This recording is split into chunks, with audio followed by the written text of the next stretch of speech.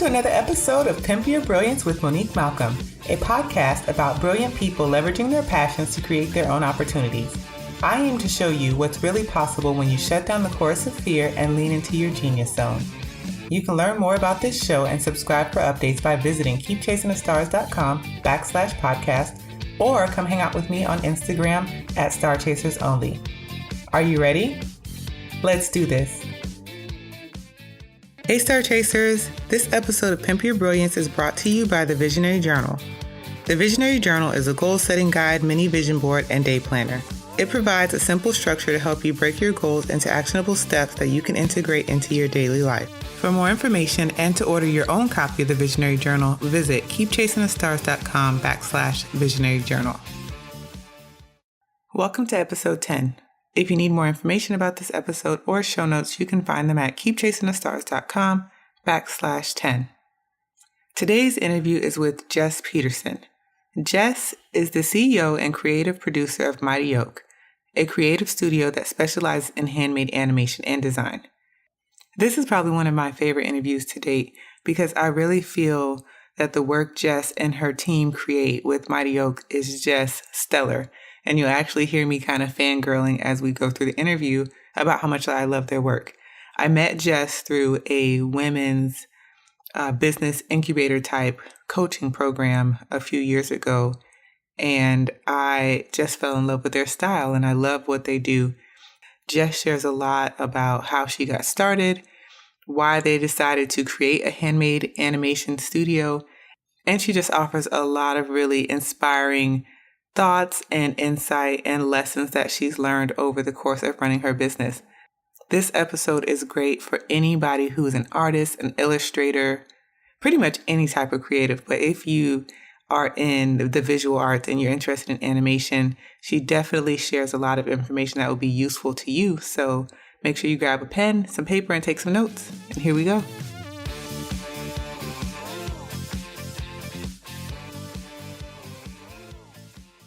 Hey, Jess, welcome to the show. Hi, Monique. It's great to be here. I'm excited to have you here today because you and I have worked together previously on a commercial for the Visionary Journal, and I am obsessed with your work and just all of the things that you do with your brand. So I'm really excited to have you on the show today. You were one of our first clients, so thank you. You helped us get our start. Well, that's exciting. That's really exciting to hear. So this is all coming full circle. That's right. Yes. You guys have grown like leaps and bounds since then. So I am really looking forward to having this chat. Cool. Yeah, me too. Before we get started, I love to ask people to share a bit of their background. So how did you get started? Where did this idea come from? Sure. So there's a long story and a short story. I'll try to get somewhere in between because I actually have to say that I had no idea I would get into animation as a field, but now that I'm here, it makes so much sense. But my background actually is in music, and I actually worked in the music industry for a number of years until about 2009. I left after the economy tanked, and I went back to school to learn about media studies and specifically museums.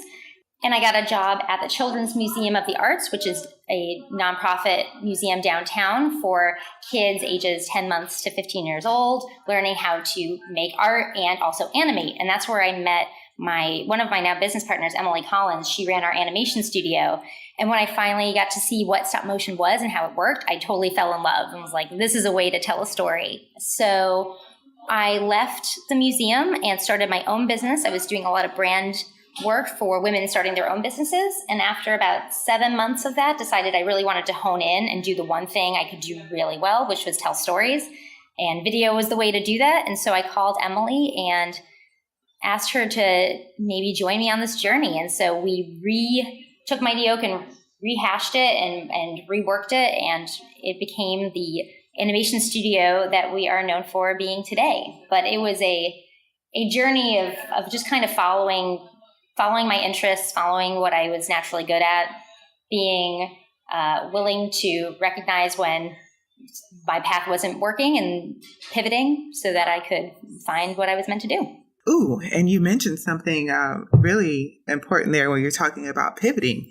Yes. Because I find sometimes when we're creative and we do these we have these ideas in these businesses, we get stuck and we really want to kind of hold on to them tightly, even when they don't work anymore, even when we're kind of feeling called to do something else. So I think that's interesting that you recognize these different changes and just kind of decided that you were going to just kind of go full on in that. Yeah, well, I would say, to be honest, again, I'm giving the medium, short to long story. It's a hard process to admit to yourself that the thing you've started or tried to do may not be the right solution. In fact, I had actually written a business plan for Mighty Oak 1.0 and delivered it for a business plan competition on my 30th birthday, and went home to my mom crying because I realized that it wasn't a viable business model. And that's actually, being home was when I realized I was in my childhood bedroom, and I found a bunch of old books and plays that I had written as a child, and also a bunch of fan mail from older students because they used to shop my stories to older kids to read, and people talking about just, my creativity and what a good storyteller I was, and, can't wait to see what you do in the future. And I went, oh, have I been ignoring this talent I've had for so long? Maybe this is something I really need to revisit. And so it really took a while to really come to terms with that pivot and that change. But I'm glad that I did. I think what I had to learn is that pivoting is not the equivalent of failure. It means that you're paying attention and that you're willing to change. And that's a good thing. Oh, I love that perspective. I'm definitely going to quote you on that it just means that you're paying attention. And I think that's an excellent perspective. So talk to me about handmade animation. So why a handmade animation studio? I think that's such a niche thing. And when people see your work, and I'll definitely link to it, it's so distinct and it's so neat. So why specifically did you decide to make it handmade animation? Yeah, well, a few reasons. One, that was the medium that Emily was in. So at first it was based on, well, this is the skill set we know. On a creative standpoint, we find handmade animation just to have, literally to have that human touch, which we think is getting lost in the digital world. We combine technology with all that we do, but we wanted to make sure that there was some sort of emotional connection to the stories we were sharing, and found that handmade animation did that really well. On a branding standpoint, I will say maybe the most important thing I learned in grad school when I was studying media was that there's 3 ways, in a general way of speaking, to think about branding yourself. And one is that you become the Walmart of your brand, of your business, meaning that you are willing to offer everything under the sun for a really low price and go on quantity over quality. Number 2 is that you become the innovator, like Apple, per se, and or Uber, but know that competitors are going to come. And so that's a bold choice to make, but also a risky one. The third one is to be niche, to really become an expert and own your space. So I actually did keep that in mind when we were thinking about what to do with this next phase of Mighty Oak. I realized that we were small. We wanted to start a creative agency, but there's a million creative agencies, not just even in New York, but around the country and the globe. So how are we going to stand out?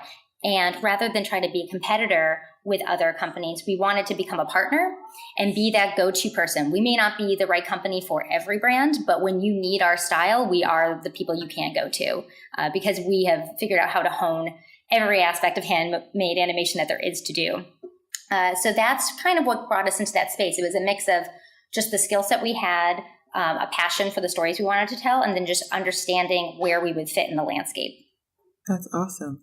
So you mentioned that this was the space that Emily was in originally. Yes. So how did you fit yourself into there? Because I'm assuming that you didn't just come in with the skill set of doing handmade animation. How did you prepare yourself to take this path? Right. Yes. Handmade animation is a very patient and delicate process, and I am neither of those things. So I am not the maker of sorts. I work on the creative side and also on the business side. But I do have a strong background in communications and storytelling. I've worked in promotions and storytelling throughout my adult life. And actually, as a child, I mentioned I used to write books and plays. I also used to be in a storytelling group with my mom. My mom was a professional storyteller. And I mean, like dressed up in costume, that kind of storyteller. And so we used to dress up in costumes together and perform and tell stories. Was not a cool moment for me in middle school. It did not do me any good in the dating world, but when I look back on it, it was really kind of helping me get a really good sense of engaging audiences and figuring out who you're talking to and why. And so I think, bringing my skill set, obviously, from a child through my career, it's worked really well in this space because I have a good understanding of who we're talking to, why they should care about what we're talking about, and how we can convey stories in a way that would be really relatable visually. Even if they're not listening to it with sound, they can look at the stories we're saying and understand it. So that's something that the team and I have been able to collaborate on. It's figuring out not just the skill set and the technique, but also what's the concept and the story behind it. So with your style, as I mentioned, it's really distinct and unique. How have you guys developed that over time? Because even in, let's say, I think it's been about 2 years since I've worked with you, yes. Like your style has changed and really evolved. Yes. It's really fantastic. Oh, thank you so much. Yeah. I mean, one is, constantly looking to, for inspiration, looking to what, our friends and our peers are doing. I would say a big change for us since we worked together in 2015 was bringing on our second partner third partner and creative director, Michaela Olson. So Michaela Olson was actually someone that Emily knew from college, and she had worked on a few projects with us early in the beginnings of Mighty Oak, and was so good, so talented that we knew we had to bring her on board as a full-time partner. She comes with a strong background in commercial work, but also just an incredible ability to design new worlds in ways that I don't know that we could have ever imagined. And so I think she's also been able to come in and take us to the next level creatively. And I mean, it's working. So I'm going to do something. I don't normally do this, but sure. I am impressed with just these really large brands that you're working with. So I want to ask you to name drop a couple of brands that you guys have worked with. So in the past year or so, we've been really fortunate enough to work with a lot of great brands, including GE, Nick Jr., Perrier, Samsung, Super Deluxe, and also the New York Times. We were chosen this year to be one of the premier select animators for the New York Times' advertising arm called T Brand Studio. So we'll be working a lot with T Brand to create campaigns. We've done a few campaigns for them already for Don Julio Tequila and another one coming up for Discover Card. So it's been really exciting to be in the space of brand work, but also somewhat recently, we found that we've been getting requests in the TV network world, which is really exciting and not something we thought would be our trajectory, but of course are really happy to dive into. So we've recently worked on a pilot for HBO for a new director, and also are starting a collaboration with Netflix, which will be coming out later this summer, which is really exciting. So it's, at this point, we're really open to figuring out, where our work can fit. And it's exciting to see what kind of clients are interested in the kind of work we do. So yeah, that's where we're at now. See, I tell you, your work is so great. So you guys have, you're a fairly small team. You said, there's 3 of you. How are you managing working with these brands? Can you talk about the process? When you go in and a brand says, we need you guys to do this, how are you guys kind of pulling this off? Sure. So there's 3 main partners, but we do have a pretty extensive freelance team. And that's pretty standard across production studios. All of this, I say that I knew this, I had no idea. I had no idea when we started how any of this worked, but we are very fortunate to have a great roster of handmade artists, people who specialize in different fields. Some people are great at watercolor. Some people are great at puppetry and fabrics. So we bring people in as needed. And I think actually come later this year, we will be expanding our full-time team as well. But when we go in and we speak with clients, it's usually me going in on a pitch and potentially bringing Michaela or Emily with me to talk about concepts. And, what we try to share with people is, again, getting through the mission and the story. We usually offer customized artwork when we go in to talk about what we can do for their brand. And, really try to sell them on the idea of what handmade animation can do. Honestly, even if it's not for us, that they'll pick one of our competitors, because we actually feel so strongly that handmade animation is a great way to tell a story and convey ideas. So that usually, I think the passion itself, mixed with the work that they're able to see kind of, is what pushes people into, thinking about this as something that their brand can use. All right. So now I have to ask the question. Yes. Working with these big brands and knowing that handmade animation is expensive, because I want to make sure that I point out a lot of what you guys do is like, it's actually handmade. So yes. From like the drawings and the backgrounds and the characters, like all of that, yes, you guys make that. All so it's it's very expensive. So how do you guys monetize? Like at this point, you're growing pretty rapidly, but how have you been able to sustain this? Yeah. So early on, as I mentioned, when I first made that business plan that didn't work for that business plan competition, what I did learn how to do was create a projection sheet.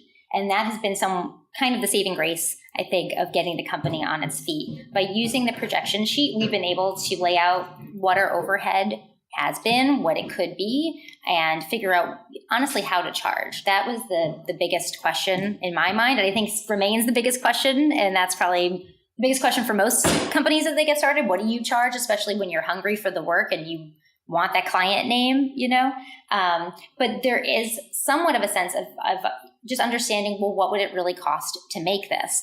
And I think that gives me the confidence to ask to charge what we charge, because I know it's justified in the numbers, what our overhead is, the talent that we have to bring in. These people are skilled workers, who went to school for this. So there's a high cost on contractors, the equipment we need to use, the materials we're bringing in. So we really use our projections to figure out how we're going to price each project. And that said, sometimes, again, when you want to work with a client and they may have a more limited budget, what we try to offer clients is a way to back into a number, because since we are handmade and the costs really come from our labor, we're able to take the work we do and scale it back a little bit so that we can make something that's still really interesting. Again, the concept's at the heart of it, something that's really interesting and beautiful, but maybe a little bit more simplified than, all the bells and whistles that they might want to do with a big budget. And so I think clients really enjoy the fact that they can work with us and figure out a solution that works for them as well. And, that's what's helping us grow too, just understanding what we can do in different price points.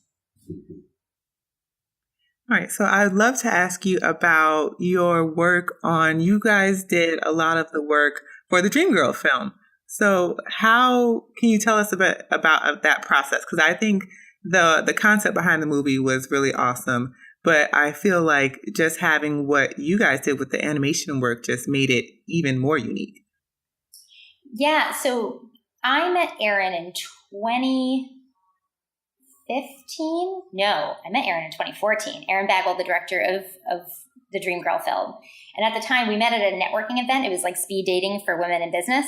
And we were paired, and I said, hey, I'm starting a company. And at the time, it was just branding women in business. And she said, cool, I think I'm starting a film. I said, that's great. And so we stayed in touch, and over the course of her making a trailer and thinking about starting a Kickstarter, she actually came and met with a lot of the women I was helping to brand and filmed them at work. And that ended up in some of her Kickstarters and trailers. And so we were really, trying to help each other out in the space of female entrepreneurship. Come 2015, I had changed my business, and Emily and I had put out a small teaser video showing my office kind of coming to life. And when Erin saw that, she called me and said, I've been trying to find a way to make this story about women in business feel more personal. And what would be a better way to do that than put myself into the story? And so as she thought about that, she realized, her story actually came from a place. The reason why she made this film is because she left her job after being sexually harassed in the workplace and wanted to follow other women and their journeys through business. And so she knew to start a story with that might be a little bit of a buzzkill, looking at her giving a straight interview. But what if we could bring animation into the picture to kind of soften not to soften the message, because of course we want the message to be there, but to make it feel approachable and accessible so that people were willing to stay engaged and watch more. And so we created the beginning of Dream Girl telling Erin's story using different types of painted cut paper. Once that part of the film was shown to her producers and staff, they said, actually, this would be a really great way of showing the dreams of all of these female founders in our story. So why don't we bring the animation back in throughout the piece? And so we're actually commissioned to come back and help tell the stories where the founders, the featured founders, were remembering the dreams they had as young girls, making it to the next level. And so that's actually, a perfect way, as we're reimagining, to bring animation into the picture. So that's how it all came to be. And then we got to premiere it at the White House in 2016 as part of the State of Women's Summit. And so that was really exciting to join Erin and her team and the women that were featured in the film and, watch their stories being told, on the big screen. It was a really probably one of our most accomplished moments I think we've had here. Well, it turned out fantastic and it was super inspiring. So I want to switch gears here a bit and ask you just about some of the things that you feel have made you a success at this point. So you've been doing this for several years. You pivoted, you kind of honed in on your genius zone. So what do you feel at this point have been your keys to success? I think a big key to success is really understanding strengths. I think that was my biggest revelation, and probably my smartest revelation, is realizing that I can't do it all, but that I should focus on what I can do really well naturally and build a team around me who's great at what they did and complemented the work I did. That's easier said than done. I think often people, women, specifically look to their weaknesses and say, I want to fix this. And we work so much on those things we want to improve that we often overlook the things that feel really effortless to us. And I think that's a mistake because you're missing out on capitalizing on the things that you can do well. And it's hard sometimes to even recognize that what comes easily to you doesn't come easily to other people. And so I think finding that was a really exciting revelation for me and was certainly part of the growth.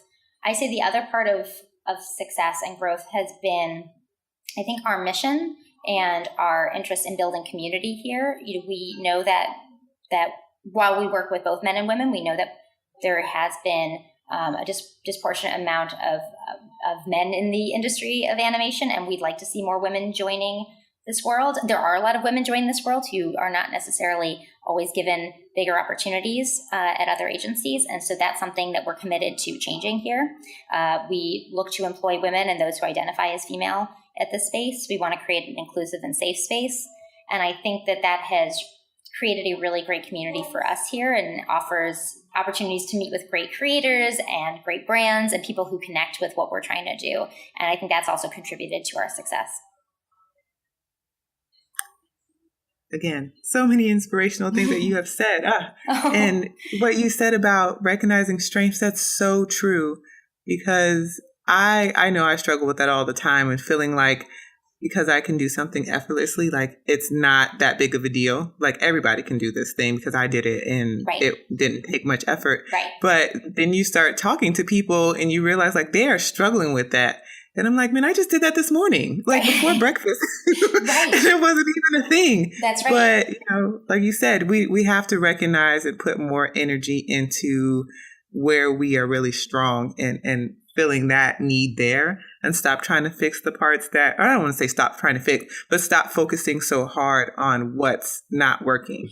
Right. And just, throw more energy in other space. Yeah. Like for me, and I'm sure, if other creatives are listening, who might be in my shoes, they may resonate with this. I really struggled with the idea that I've always been a creative person. I've been involved in music and the arts my entire life. And I thought in order to be creative, it meant I needed to make things. Like I needed to be the one making the music or making the art and designing the things. And that was the only way I could be creative. And to say I couldn't do those, and I can do those things. But to say I couldn't do those things meant I felt like I was failing at being a creative. But once I was able to step back and say, well, maybe the concepts, the strategy, how this gets told, the production behind it is where my creative strengths lie. Once I was able to like put that out there and look at that and say, this is still creative. Once I figured that out, I think not only was I able to bring in a team who was really great at that execution that I just didn't have the skill set for, but it also allowed my brain to go even bigger because I wasn't spending so much time focusing on trying to get that design right that I just didn't have the touch for. You know what I mean? Like all of a sudden now my brain is allowed to just think big and create ideas, and ideas are coming to me a mile a minute versus when I was trying to do it all and I was struggling to figure out where I should put my brain power. So it's been a relief, I have to say, to be honest with you. It's a relief just to say, this is what I'm good at. And here's who does the rest. That's why we're a team, and that's what helps keep us together. So the same question, but kind of flipped on its head. So you've talked about your success. What do you feel have been some of your biggest challenges? Oh gosh. Everything is a challenge, and that doesn't mean it's bad. That does not mean it's bad. But I think everything, when you're bootstrapping, especially, we have not asked for or received any kind of outside investment. We have been profitable since day one, and that level of profitability ranges. I will give you a real candid note that my first year I made $15,000, but it was my $15,000 of profit. Like the company made more. That's what I took home. And I was proud of that because I had done that. Now we're in a much different scenario, thankfully, making some like slightly more adult wages. But, but even still, as you grow, more things come into play. Now that we are making more money, well, how do you manage that money? Do you need an accountant? There's more overhead to review, and there's a lot to be, there's just a lot that you're constantly being given to for the first time that you're going to have to figure out how to handle. So I think challenge-wise, we're always finding some new obstacle to overcome. As a team, when we work together, I think that's how we get it done. But that's another challenge, figuring out how to work together as a team. Even though the three partners work incredibly well together, we're still going to all have our own opinions on how things work and how to make it happen. It's like being in a second marriage here. My husband would agree. You're managing money and teams who become like a family to you. There's a lot of voices and a mix of like business and passion that come into this. And so figuring out how to keep communicating and keep your mission at the top of mind is a challenge I think that every company should recognize and embrace. I think it's important to know that these challenges are coming, and it's uncomfortable conversations are going to happen, and that's okay, and that's healthy, and that's what you want, as long as you're all aiming for a common goal. Because you're never going to know what comes. There's no way to know what's happened this year. I would never have imagined last year, and I have no idea what's to come next year. So we just need to be willing to work together and make sure we're communicating, and again, keeping that common goal at heart. So if you had to sum up, your biggest lesson as a creative and an entrepreneur, and you had to distill it down to like one thing, what do you think that would be? My biggest lesson as a creative and entrepreneur, I'm going to say, I think it's recognizing your strengths. I think that's recognizing your strengths as a creative. It's recognizing your strengths as a person in business. It's recognizing your strengths as a business, because that helps you sell what you do or find the flaws and figure out how to improve on them. And this is, I say it because it sounds like such a simple sentence, but it's so hard to do. I had the pleasure of speaking at an alumni event for my undergraduate university, which is Northeastern University in Boston. And the keynote speaker was LL Cool J. So I get to say I opened for LL Cool J, or I'm making that statement right now. And because he was coming to talk about career longevity, and he was the coolest. I was so inspired by him and his story, because he talked about the same thing. He started in music and he pivoted and he got into film and talks about that journey and what he had to do to stay there. He offered great advice. I probably should just give his advice. He talks about how you should, never be afraid to make a fool out of yourself. Always stay aware of what the industry is doing around you. Don't get too caught up in your own space. Make sure you're ready for change, and to recognize what you're really good at. Like he said it, and I was like, cool, LL, we're like the same person. We're on the same page about this. But he's right. He's like, know your strengths. He's like, you have to, like, yes, you have to work hard, and you need to be, and don't let anyone stop you, but also be self-aware and recognize that it's okay if you're not great at everything. And I think that's important. Sometimes we get so caught up in like, we can do anything we want to do. That's true, but does that mean that's what you should do? And I think that's a harder one, especially for millennials, because we're not really being taught that statement, is to recognize just because you can do it all, it doesn't mean you have to do it all. It may be more to your benefit to figure out what you can do well, and then let everything else get figured out from there. So many good lessons there. Oh my goodness. All opinions. I don't know. That's opinion. But LL and I share it. So that's all I'm saying. And, I mean, LL, he's been in the business for years. He knows. So, yeah. So if he said it, then I'm going to take it as gospel, because he's still that's right. Working. Yes. And he's still doing this so many years later. Exactly. So at the end of every show, I have 2 questions that I always ask. The first one is the Pimp Your Brilliance Action Challenge. So that is you offering your top 3 tips for someone who is interested in getting started in animation. And I want to add a little piece of that. Could you also offer, if you can think of it off the top of your head, like what are some basic equipment that you need to get started? Okay. This actually almost may be a better question for Emily and Michaela to answer, but I'll give it a go. Three tips for animators. Finding your USP, your unique selling point, is really important. But this goes for any kind of creative, so I'll add this to animation. What makes your technique special?